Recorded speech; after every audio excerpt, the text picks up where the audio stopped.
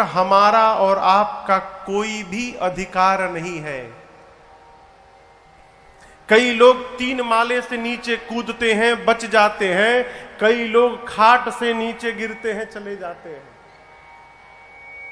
व्यापार में धन लगाना हमारे हाथ में है, परंतु धन लगाने के बाद व्यापार से लाभ होगा कि हानि होगी, ये हमारे हाथ में नहीं, विधाता के हाथ में है। जन्म लेना, मरना, हानि लाभ, यश अपयश, ये अपने हाथ में नहीं है, ये विधाता के हाथ में है। गुरुदेव भगवान कहते हैं, भरत जी आपके पिता जैसा पिता तो भया ही नहीं। यहां भरत जी को गुरुदेव ने 12 सोचनीय बताए हैं। जीवन में कौन से 12 लोग हैं जिनका सोच करना चाहिए? उस ब्राह्मण का सोच करना चाहिए जो वेद नहीं जानता है। उस क्षत्रिय का, उस राजा का सोच करना चाहिए जो प्रजा को प्राण के समान प्रेम न करे। उस वैश्य का, उस बनिए का, उस व्यापारी का सोच करना चाहिए भरत, जो धनवान होने के बाद कंजूस बन के बैठा है। जो भगवान शंकर का नित्य अभिषेक नहीं करता है, वो बणिक सोच करने योग्य है। वो सेवक, वो शूद्र सोचनीय है। जो मुखर हो, मान प्रिय हो, ज्ञान के गुमान में ब्राह्मणों का अपमान करता हो, वो सेवक सोच करने योग्य है। वो स्त्री सोच करने योग्य है भरत जी, जो घर में बात बात में कलह करती हो, हर बात पे झगड़ा करती हो, अपने मन से विचरण करती हो, अपने पति का अपमान करती हो, वो स्त्री सोच करने योग्य है। वो शिष्य सोच करने योग्य है भरत, जो अपने गुरु की आज्ञा का पालन न करे। वो गृहस्थ सोच करने योग्य है, जो गृहस्थ धर्म का निर्वाह नहीं करता। 3 ऋण है, हम और आप गृहस्थी हैं। हमारे और आपके जीवन पर, जीवन में 3 प्रकार के कर्ज लदे हैं, ऋण। आपको पता है वो ऋण कौन कौन से हैं? देव ऋण, पितृ ऋण और ऋषि ऋण। ये 3 ऋण है हमारे ऊपर। हम और आप गृहस्थी हैं, तो गृहस्थी होने के नाते हमको जीवन में इन ऋणों से उऋण होने का प्रयास करना चाहिए। देव ऋण से कैसे उऋण होंगे? घर में समय समय पर भगवान की कथा कहलवाना, पूजन कराना, ऐसा करके हम देवताओं के ऋण से उऋण हो जाएंगे। ऋषि ऋण से उऋण कैसे होंगे? महापुरुषों ने, ऋषियों ने शोध करके जिन ग्रंथों का लेखन किया है, उन ग्रंथों को पढ़ने से, उन ग्रंथों का वितरण करने से हम ऋषि ऋण से उऋण हो जाएंगे। अब पितृ ऋण से कैसे उऋण होंगे?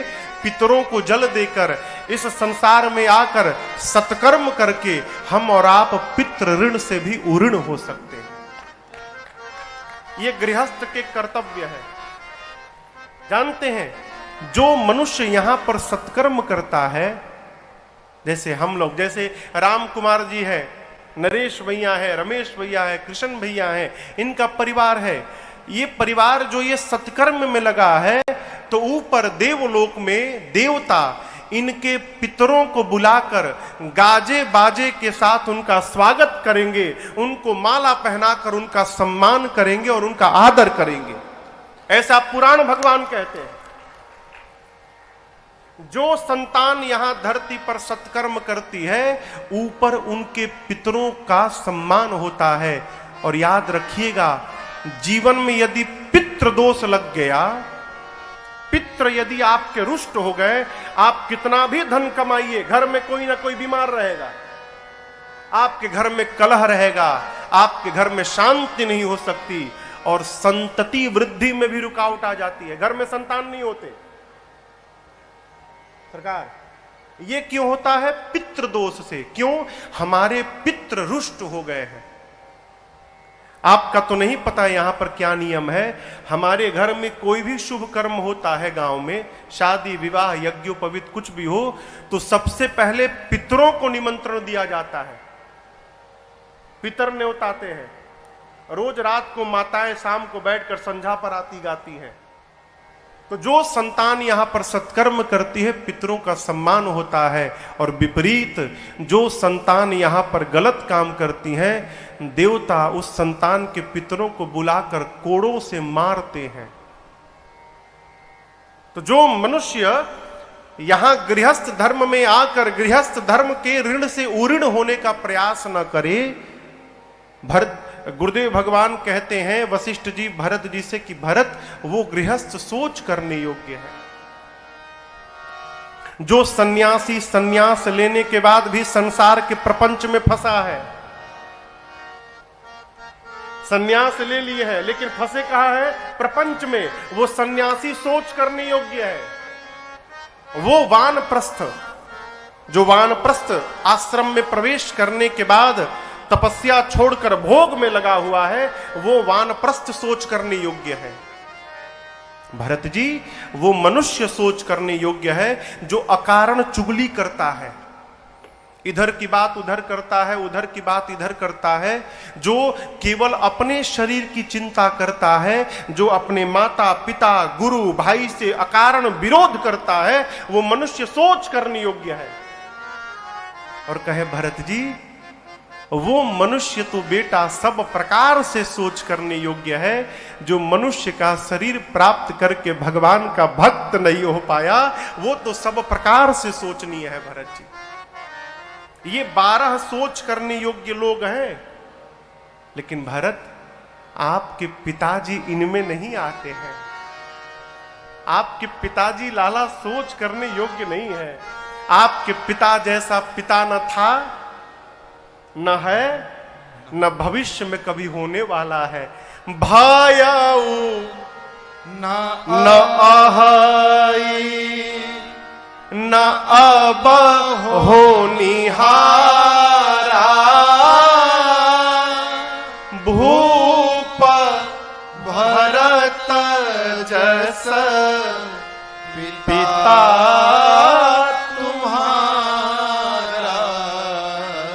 भरत जी आपके पिता जैसा पिता न था, न है, न आगे कभी भविष्य में होने वाला है। आपके पिताजी सोच करने लायक नहीं है भरत जी। अरे जिन महाराज के लिए इंद्र अपना आधा आसन रिक्त कर देते हो, महाराज दशरथ जाते थे तो इंद्र अपने आसन से आधा आसन छोड़ देते थे बैठने के लिए दशरथ जी के। जिन महाराज दशरथ से देवता सहायता मांगते हो, जिन महाराज दशरथ की प्रशंसा ब्रह्मा विष्णु महेश करते हो, अरे आप राम लक्ष्मण और शत्रुघ्न जैसे जिनके 4 पुत्र हों, उस महाराज के सौभाग्य के बारे में कोई कितना बताएगा।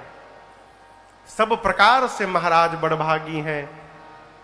भरत जी आपके पिताजी को वचन प्रिय था, प्राण प्रिय नहीं था, इसलिए उन्होंने वचन को बचाया और प्राण का त्याग कर दिया। भरत एक वचन को मानकर आपके भैया बन चले गए, बेटा दूसरे वचन को मानकर राजा बन जाओ। तो इस एक वाक्य को कहने के लिए कि भरत जी आप राजा बन जाइए, गुरुदेव भगवान ने इतनी लंबी चौड़ी भूमिका बांधी अपनी बात पर दबाव देने के लिए। भरत जी बोले गुरुदेव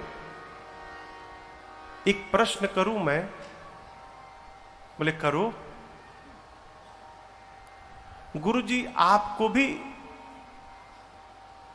लगता था कि आप मना करते तो राम भैया न मानते, बन चले जाते? गुरुजी बोले नहीं भरत, यदि राम को मैं मना कर देता ना तो राम बन नहीं जाते। तो भरत जी ने कहा फिर आपने मना क्यों नहीं किया गुरुदेव? तो गुरुजी बोले भरत तुम्हारे पिताजी ने कैकेयी से वचन सुनने के पहले ही राम की सौगंध ले ली थी कि कैकेयी मैं राम की सौगंध लेकर कहता हूं जो मांगोगी दूंगा। यदि राम बन न जाते तो राम का अनिष्ट हो जाता, क्योंकि महाराज सौगंध ले चुके थे।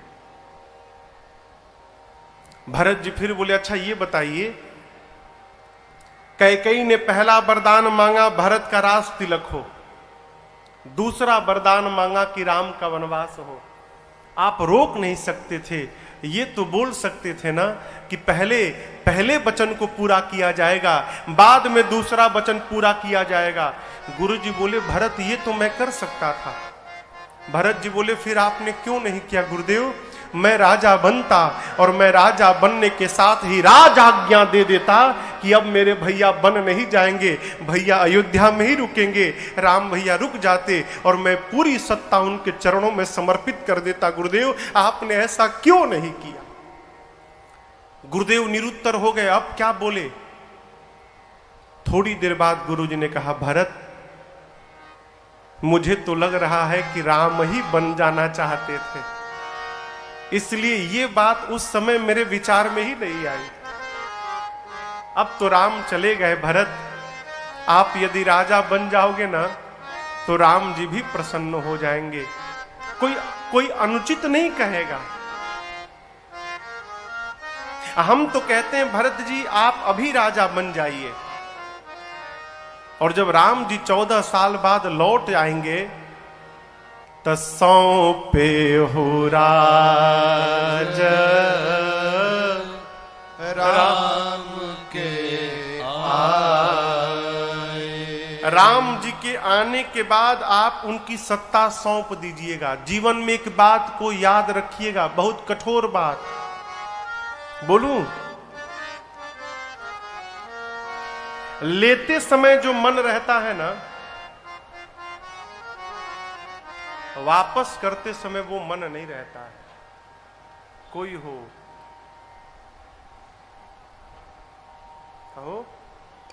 मन बदल जाता है माई बाप।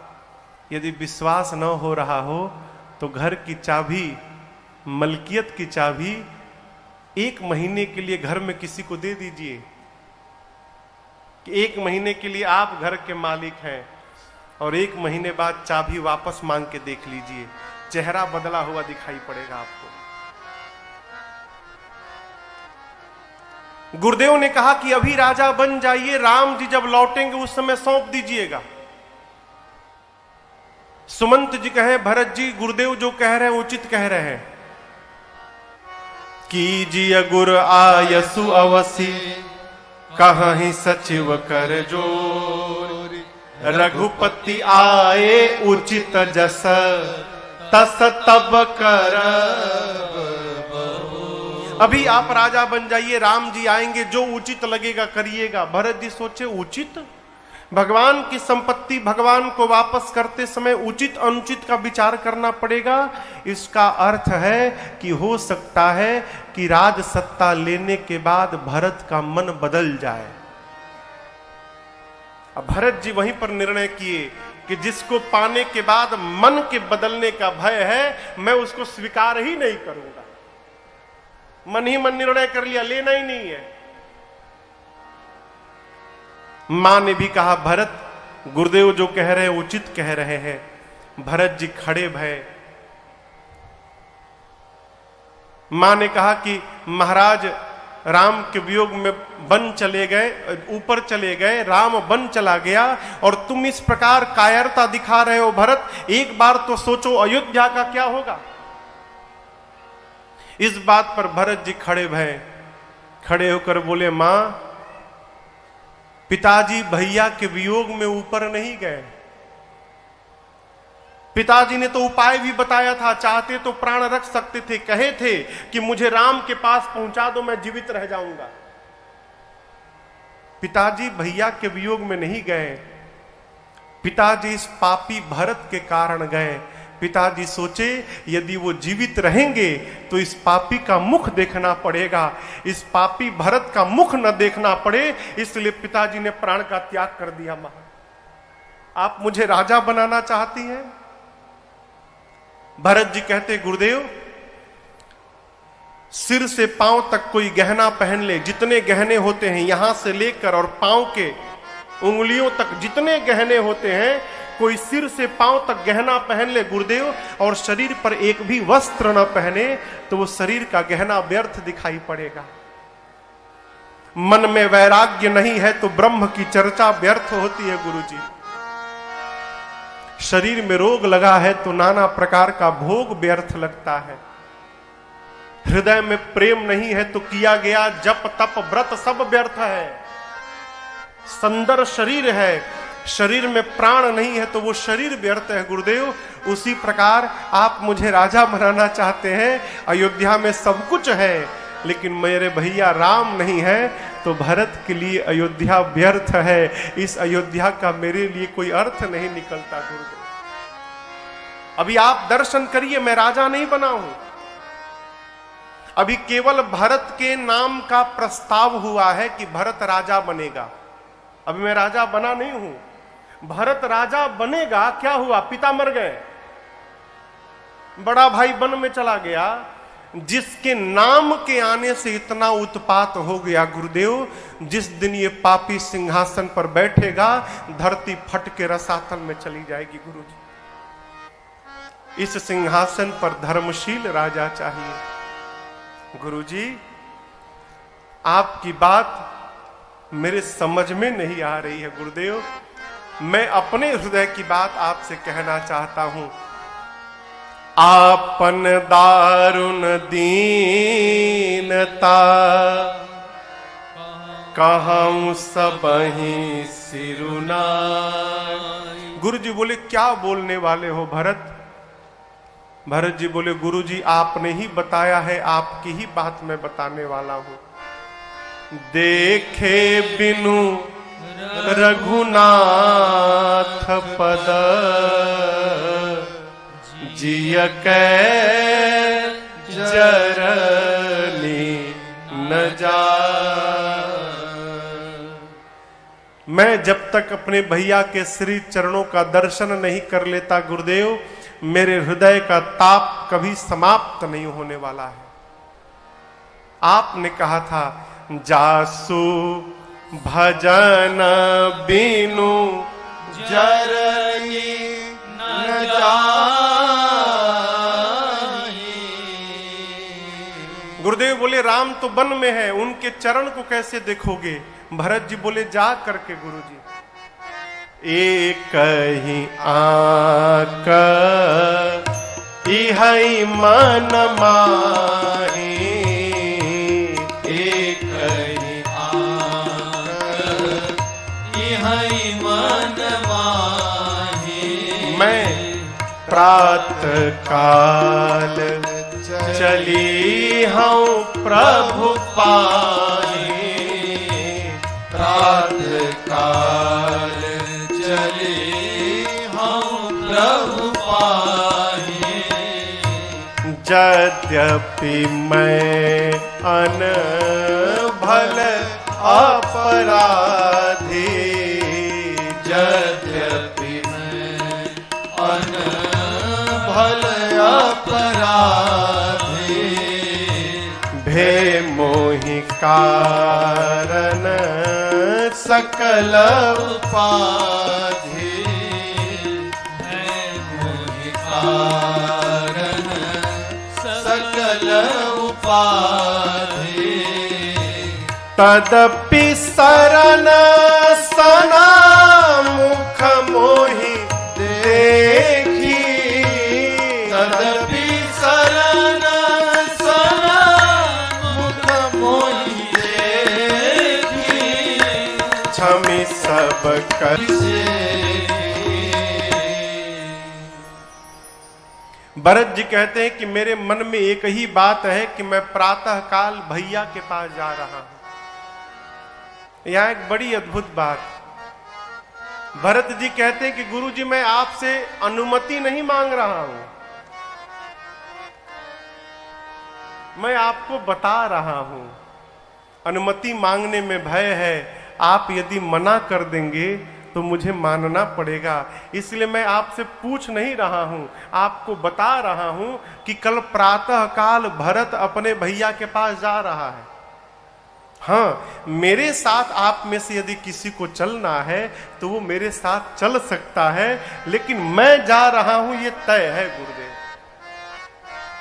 यद्यपि मैं अपराधी हूं, मेरे कारण ही सब उत्पात भया है गुरुदेव, लेकिन एक मुझे भरोसा है इस पापी भरत को भी जब मेरे रघुनाथ जी अपने सामने देखेंगे ना, तो मेरे सभी अपराधों को क्षमा करके और मेरे भैया दौड़कर मुझे अपने हृदय से लगा लेंगे। ये मेरा रघुनाथ जी पर भरोसा है गुरुदेव। इतना विश्वास भगवान पर। और समझिएगा, विश्वास कभी एक तरफा नहीं होता है। जितना विश्वास आप करेंगे, सामने वाला भी आप पर उतना ही विश्वास करेगा। लोग कहते हैं, अरे भाई साहब आजकल आप बदल गए हैं। भाई साहब नहीं बदले हैं, आप बदल गए हैं, इसलिए आपको वो बदले बदले दिखाई पड़ रहे हैं। हमारे भीतर कमी होती है तो हमको सामने वाले में कमी दिखाई पड़ती है। आप इस भरत जी के इस विश्वास का दर्शन करिए। यही भरत जी का चरित्र है। इसी एक अर्धाली में पूरा भरत चरित्र समाहित है। सरकार कहते हैं, कितना भी बड़ा मैंने पाप क्यों न किया है, एक भरोसा है। क्या? आपन जानी मुझे अपना जानकर राम जी न त्यागी हहीं, मोहि रघुबीर भरोस। मेरा रघुबीर पर भरोसा है कि वो मेरा कभी त्याग नहीं करेंगे। क्या हमारा ये विश्वास भगवान पर है? हमारा विश्वास कब हो जाता है? जब हम अपना दिमाग लगा के थक जाते हैं तो कहते, प्रभु अब हमारे बस का नहीं है, अब तुम संभालो।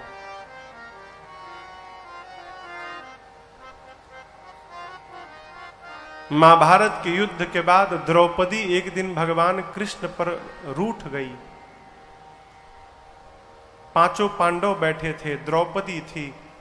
कोई बात आई तो अचानक द्रौपदी नाराज हो गई। कृष्ण से बोली, तुम भगवान हो? किस बात के भगवान हो? भगवान के लिए कुछ भी असंभव नहीं है। तुम यदि भगवान हो तो तुम्हारे रहते मेरे पांचों पति हार कैसे गए? तुम चाहते तो मेरे पति हारते नहीं उस क्रीड़ा में, और भगवान बन के बैठे हो। अब द्रौपदी लगी बोलने, भगवान कृष्ण बर्दाश्त करने लगे।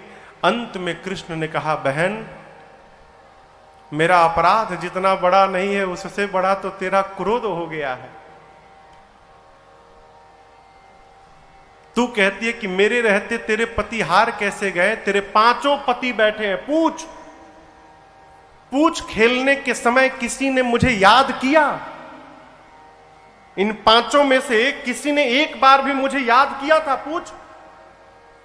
दुर्योधन ने जब कहा कि मेरी ओर से पासा मामा शकुनी फेंकेगा, अरे तेरे पांचों में से एक तो बोल सकता था कि दुर्योधन यदि तेरी ओर से शकुनी फेंकेगा तो हमारी ओर से कन्हैया पासा फेंकेगा। मैं फेंकता पासा और फिर देखता कौन जीतता है कौन हारता है। लेकिन तेरे पांचों पतियों में से किसी ने मुझे याद नहीं किया। याद तूने किया, और वो भी कब किया? जब पांचों पतियों से तेरा मोह भंग हो गया, तब जाकर तुझे अपने भाई कन्हैया की याद आई। यही हमारे और आपके दुख का मूल कारण है। हमको भगवान पर भरोसा ही नहीं है। कितना भी कथा बांचे, कितना भी कथा सुने, भगवान की कब याद आती है? जब अपना दिमाग लगाकर सब कुछ बिगाड़ लेते हैं, तब कहते हैं भगवान अब आप ही का भरोसा है, अब आप बचाओ। क्यों बचाएंगे? क्यों बचाएंगे? तुम बर्बाद किए हो, तुम झेलो, भगवान क्यों आएंगे हाथ खराब करने? फिर महाराज, कोई भी काम प्रारंभ करिए तो प्रारंभ करने से पहले ही कह दीजिए, प्रभु हम तो करने वाले हैं, आप कराने वाले हैं नाथ। जैसे जैसे कराइएगा हम करते जाएंगे। आपन तेज संहारो आपे, हमें कुछ नहीं मालूम। पहले ही सौंप दीजिए, पहले ही सौंप दीजिए। ये विश्वास होना चाहिए इसके लिए। पहले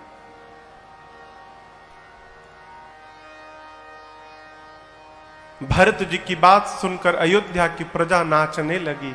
क्यों? भरत जी हम लोगों को राम जी के पास ले जाएंगे। आपको बतावें, अयोध्या में उस दिन रात्रि में कोई सोया नहीं। क्यों नहीं सोया? अयोध्या वासी सोचने लगे कि राम जी के साथ गए थे, तमसा नदी के तट पर रात में सोएं तो राम जी छोड़ के चले गए। आज यदि अयोध्या में सो जाएं और कहीं भरत जी छोड़ के चले जाएंगे तो क्या होगा? कोई सोया नहीं रात में। पवित्र सेवकों को बुलाकर भरत जी ने अयोध्या के रख रखाव का भार सौंपा है। गुरुदेव से भरत जी ने पूछा, गुरुजी आपकी आज्ञा हो तो राज्याभिषेक की सामग्री ले लूं? आप वन में ही भैया का चलते चलते राज तिलक करके राजा बना दीजिएगा। बोले सब ले लो बेटा। राज्याभिषेक की पूरी सामग्री लिए रथ पर गुरुदेव भगवान को बिठाया, पालकी पर माताओं को बिठाया और पूरी अयोध्या की प्रजा को लेकर भैया भरत चले चित्रकूट हो रामा। राम को मनाने भरत चले चित्रकूट हो रामा। राम को मनाने, राम को मना। हाथी और हथिनी कहते हैं अयोध्या के सारे नर नारी राम जी के दर्शन के लिए उसी प्रकार जाते हैं जैसे हाथी और हथनियों का झुंड पानी को देखते देखते पानी की तलाश में जाते हैं। यहां हाथी हथनी का उदाहरण क्यों दिया गोस्वामी जी ने?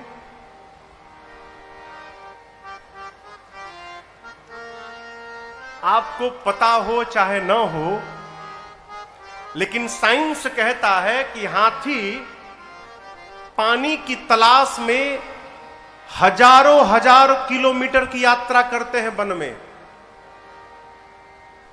उनको कैसे पता कि वहां पानी है?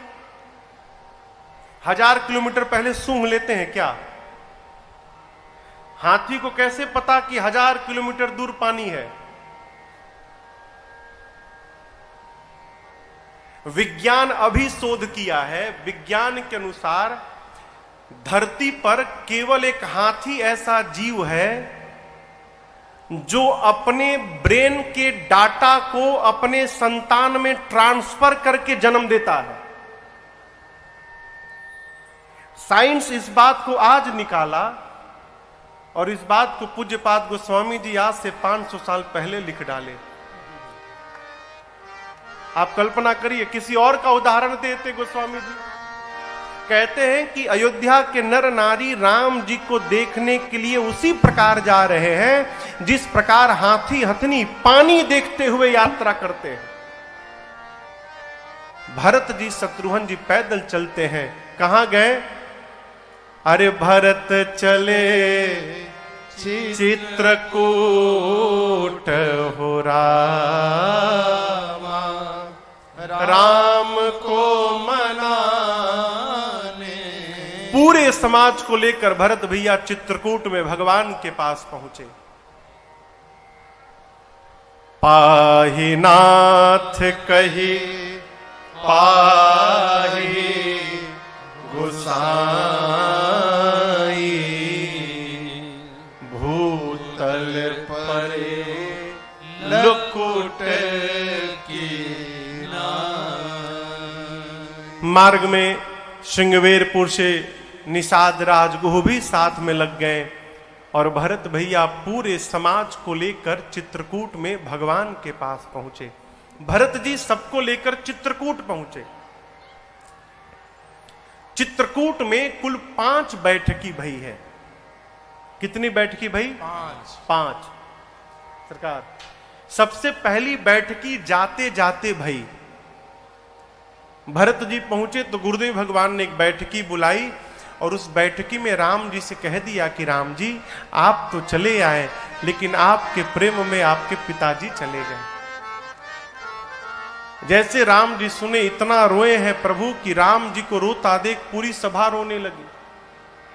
उस दिन कोई जल का एक बूंद भी ग्रहण नहीं किया। यहां गोस्वामी जी कहते हैं जैसे राम जी सुने, राम जी इतना रोए, राम जी को रोते देख पूरी सभा रोने लगी।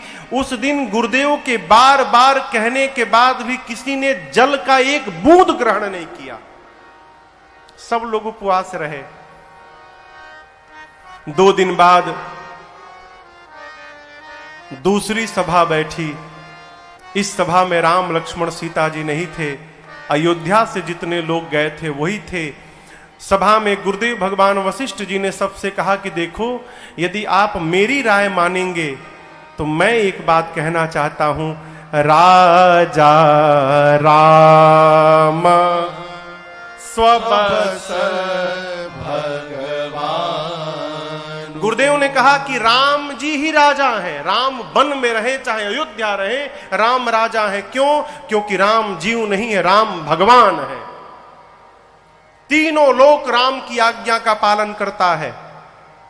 ब्रह्मा विष्णु महेश दिक्पाल सूर्य चंद्रमा अग्नि और इंद्र, अरुण वरुण कुबेर पवन पावक दिक्पाल सब राम की आज्ञा का पालन करते हैं। यदि आप मेरे से पूछ रहे हैं तो मैं वशिष्ठ यही कहूंगा कि हम लोगों को भी राम जी की आज्ञा का ही पालन करना चाहिए, ये मेरे अनुसार। अब आप लोग बताओ क्या किया जाए। भरत जी बोले गुरुजी आप कह रहे थे हम बताएंगे, हैं? आज तक मेरी घर की विपत्ति को आपने संभाला गुरुदेव, आज हम बताएंगे आपको। गुरुदेव ने कहा भरत जी एक उपाय है, बुद्धिमान वही होता है जो देखे सर्वस्व समाप्त हो रहा हो तो आधे में संतोष कर ले। अरध तजहि बुध सरबस जाता। यदि सब कुछ बचाने के चक्कर में पड़ेगा तो जो आधा बच रहा था वो भी समाप्त हो जाएगा। भरत जी बोले गुरुजी आपकी बात नहीं समझा। गुरुजी बोले यदि आप और शत्रुघ्न दोनों भाई वन में रहने को तैयार हो जाएं तो मैं राम लक्ष्मण सीता को लेकर चला जाऊंगा। भरत जी बोले गुरुदेव यदि मेरे वन में रहने से भैया वापस चले जाएंगे गुरुजी तो मैं आज ही बता देना चाहता हूं मैं 14 साल के लिए वन नहीं जाऊंगा गुरुदेव। फिर कितने दिन के लिए जाएंगे? गुरुजी किसे? भरत जी बोले गुरुजी मैं जीवन भर के लिए वन में चला जाऊंगा, मैं अयोध्या की ओर लौट कर आऊंगा ही नहीं गुरुदेव, मैं पूरा जीवन वन में ही बिता दूंगा। यदि मेरे वन में जाने से भैया वापस चले जाएं तो आप मेरे भैया को लेकर जाइए, मैं वन में चला जाता हूं। अब गुरुजी की मति हेरा गई। एक भाई अपने भाई के लिए जीवन भर वन में रहने को तैयार हो गया। सबको लेकर पहुंचे राम जी के पास। तीसरी बैठकी, ठीक ना? राम जी से गुरुदेव ने कहा कि कोई निर्णय नहीं ले पा रहा है, राम तुम निर्णय लो। राम जी बोले गुरुजी आप बड़े हैं, आप निर्णय लीजिए। गुरुजी बोले निर्णय तो देता मैं, लेकिन तुम्हारे भाई के प्रेम ने मेरे विचार करने की शक्ति समाप्त कर दी है। मैं तो कहता हूं राम भरत जो बोल रहे हैं वो कर लिया जाए। राम जी बोले ठीक गुरुदेव। भरत जी ने राम जी के सामने 3 बात रखी, या तो लक्ष्मण जी को छोड़िए मुझे साथ में ले लीजिए,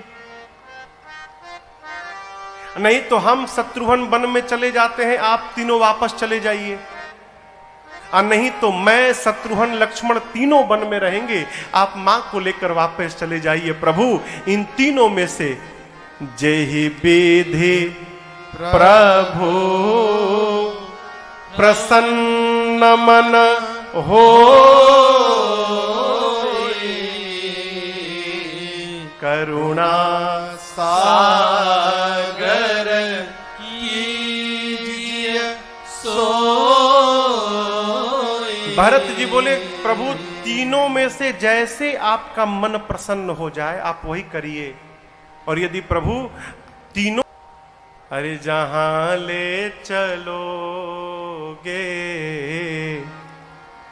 वहीं मैं चलूंगा, जहां नाथ रख दोगे वहीं मैं रहूंगा, जहां ले चलोगे वहीं मैं रहूंगा। भरत जी ने अपनी बात कह दी, प्रभु मैं चाहता हूं सेवा करना। राम जी बोले कौन सी सेवा करना? भरत जी बोले प्रभु श्रेष्ठ की आज्ञा का पालन करना, इससे बड़ी कोई सेवा नहीं होती है।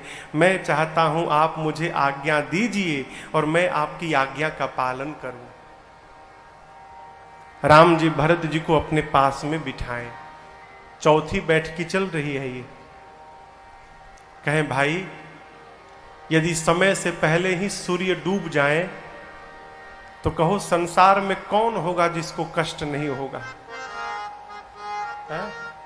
सूर्यास्त का समय संध्या में 6 बजे हो और यदि 3 बजे ही सूर्य डूब जाए तो कहिए कष्ट होगा ना?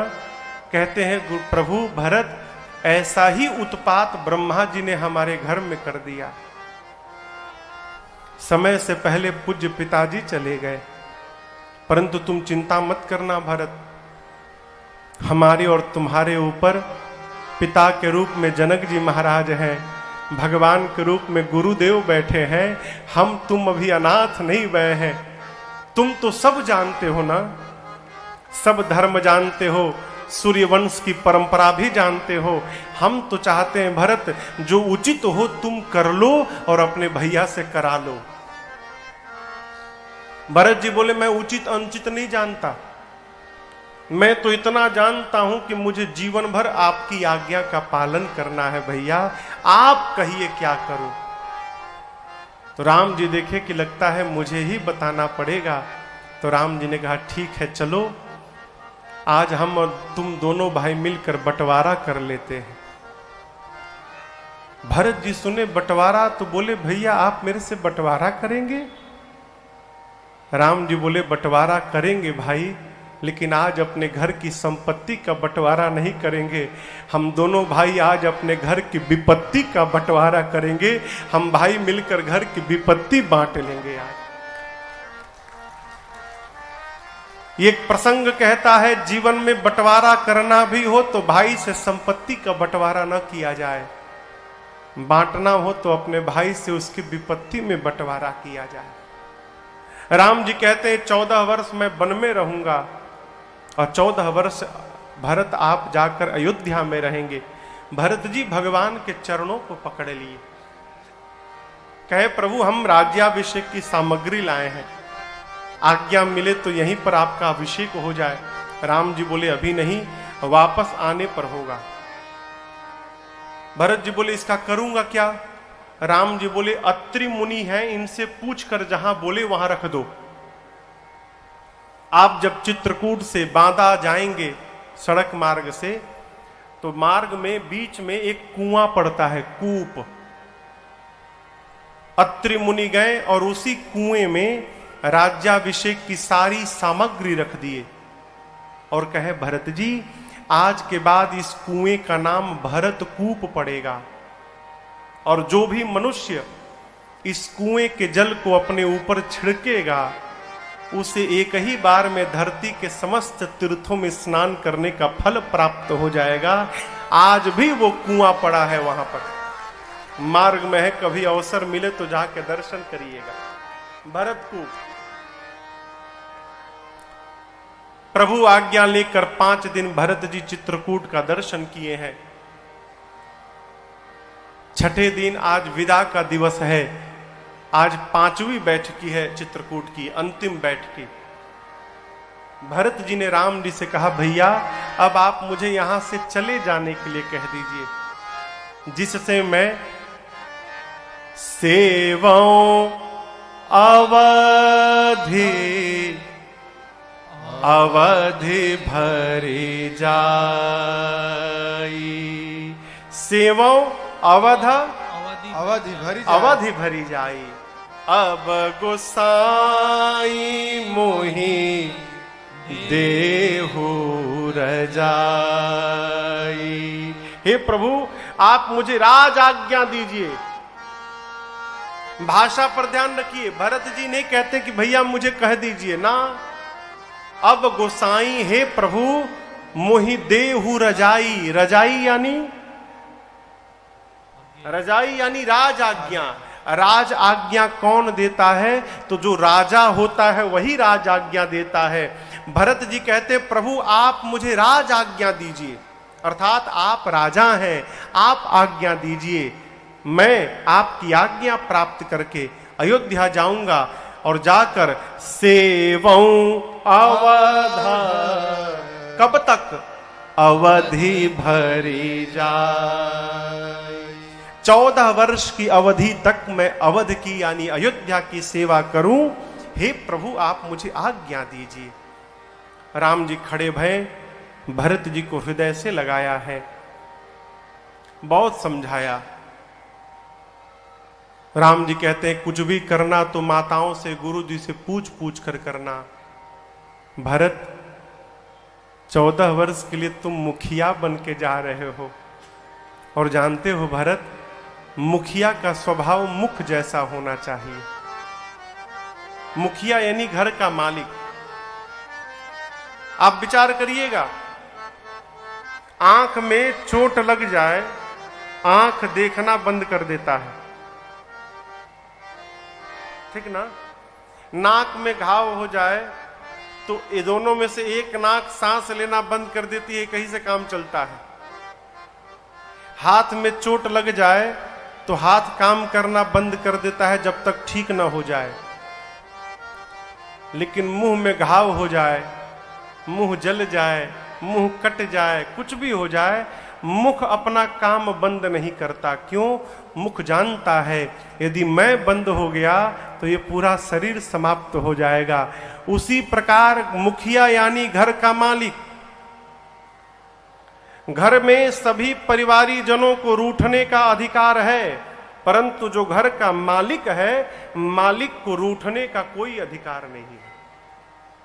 यदि मालिक ही रूठ जाएगा हो तो उस घर को कौन बचाएगा? घर तो समाप्त हो जाएगा। दूसरी बात, आपके दोनों हाथ में सबसे अधिक काम कौन करता है? दाहिना हाथ ना करता है ना?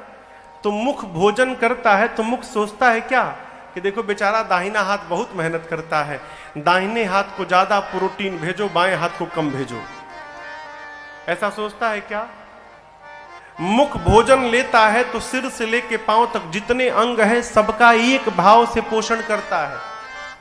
उसी प्रकार घर के मालिक को होना चाहिए। मालिक को अपने परिवार में भेदभाव नहीं करना चाहिए। मालिक को पूरे परिवार को एक दृष्टि से देखकर और सबका समभाव से पोषण करना चाहिए। ये मालिक का लक्षण होना चाहिए। प्रभु कहते हैं भरत तुम मुखिया हो, मुखिया मुख सोचाइए, खान पान कहूं एक, पालई पोसई सकल अंग तुलसी सहित विवेक। राम जी समझा तो रहे हैं लेकिन भरत जी बेचैन है। क्यों? भरत जी चिन्ह चाहते हैं। अस्तु भरत जी के मन की रक्षा के लिए प्रभु ने प्रभु कर कृपा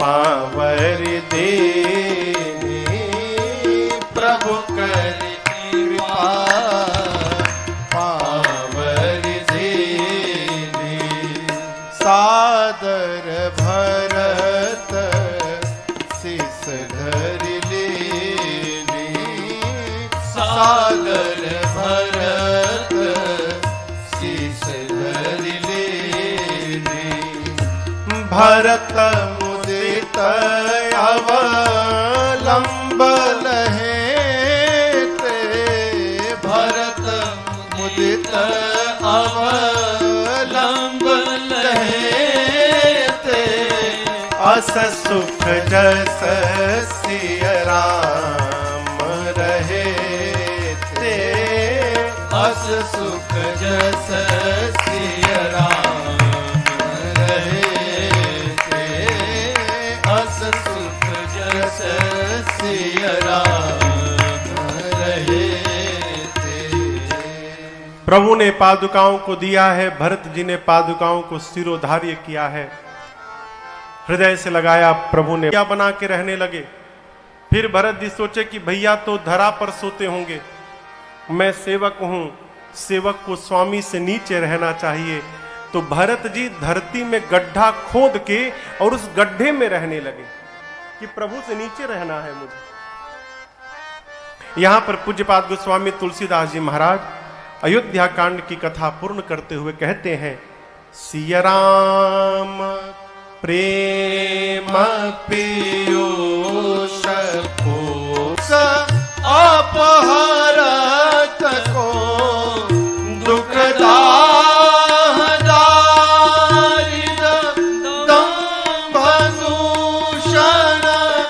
सुजस मिस अपहरत को कलिकाल तुलसी से सठनी राम सन्मुख करत को कलिकाल तुलसी से सठनी राम सन्मुख करत को राम सन्मुख करत को राम सन्मुख करत को।